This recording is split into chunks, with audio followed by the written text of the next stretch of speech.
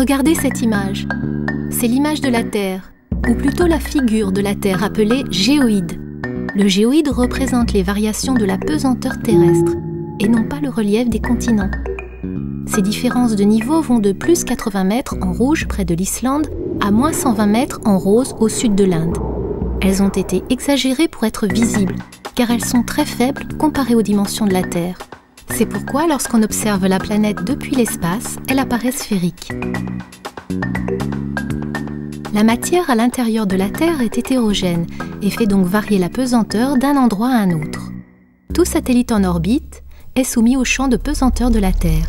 Sa trajectoire est sensible à ces variations de pesanteur. C'est la mesure de cette déformation qui permet de déterminer le géoïde. En milieu océanique, le niveau de la mer et le géoïde coïncident. Sur cette carte en relief, qui est une autre représentation du géoïde, on voit des creux et des bosses à la surface des océans. Ces variations à grande échelle traduisent les hétérogénéités très profondes de l'intérieur de la Terre. Lorsqu'on regarde très finement, à petite échelle, on peut voir les effets des variations locales de relief sur les fonds des mers.